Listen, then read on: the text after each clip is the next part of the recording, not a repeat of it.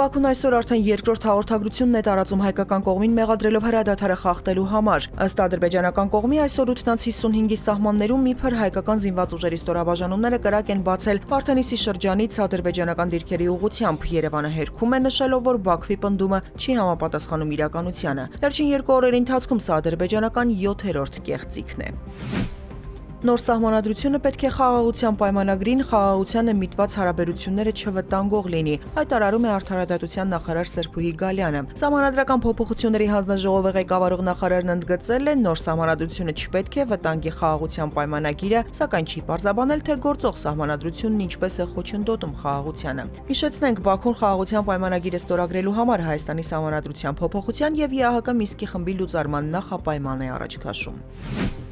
Խաղաղությունն ու անվտանգությունը Թբիլիսիի համար առանցքային գործոններ են Ադրբեջանի եւ Հայաստանի միջև խաղաղության պայմանագիրը կարևոր է ամբողջ տարածաշրջանի համար։ Այս մասին հայտարարել է Վրաստանի արտգործնախարար Մակա Բոջորիշվիլին, ելույթ ունենալով Նյու Դելիում Ռայսինգի երկխոսություն 2025 միջազգային համաժողովում։ Խոսքս փոքր, բայց շատ դինամիկ տարածաշրջանի հարավային Կովկասի մասին է։ Վրաստանը միշտ աջակցել է իր հարևանների Հայաստանի եւ Ադրբեջանի ջանքերին, եւ մենք ուրախ ենք, որ նրանք գտել են խաղաղության ճանապարհը, ասել է վրաց պաշտոնյան։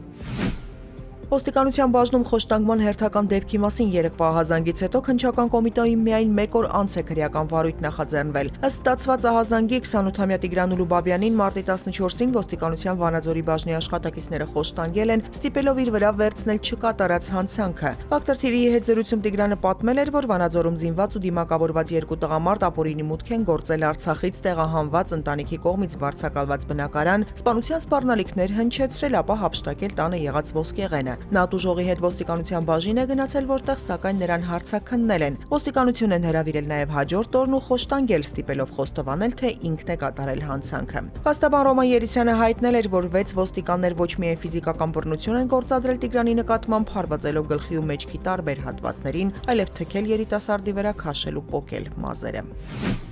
Երևան քաղաքի անցած տարվա բյուջեի փաստացի եկամուտները կազմել են 116 միլիարդ 715 միլիոն դրամ, նախատեսված 113 միլիարդ 198 միլիոն դրամի դիմաց, հայտնել է քաղաքապետարանի աշխատակազմի ֆինանսական վարչության պետ Քրիստինե Ավետիսյանը։ Նախորդ թող տարվա համեմատ սեփական եկամուտների փաստացի հավաքագրումն ավելի է 21 միլիարդ 108 միլիոն դրամով։ Ինչ վերաբերում է ծախսերին, բյուջեի միջոցների հաշվին կատարվել է 113 միլիարդ 699 միլիոն դրամի ծախս, նախատեսվածի 94.5%։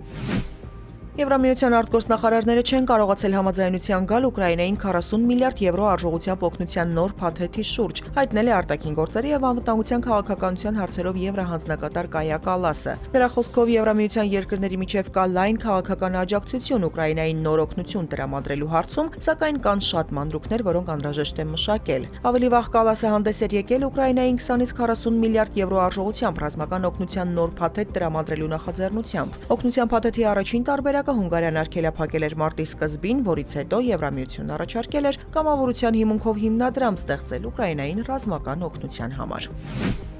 ԱՄՆ նախագահ Դոնալդ Թրամփը Ռուսաստանի նախագահ Վլադիմիր Պուտինի հետ նախատեսված հեռախոսազրույցից առաջ հայտարարել է, թե Ուկրաինայի խաղաղության համաձայնագրի շատ տարրեր համաձայնեցվել են։ Նա միաժամանակ հավելել է, որ դեռևս շատ բան մնացել է։ Հազարավոր երիտասարդ զինվորներ ու այլ մարդիկ են սպանվում ամեն շաբաթ, երկու կողմից 2500 զինվոր է մահանում եւ դա պետք է ավարտվի հիմա։ Ես անհամբերությամբ սպասում եմ նախագահ Պուտինի հետ հեռախոսազրույցին, գրել է Թրամփը։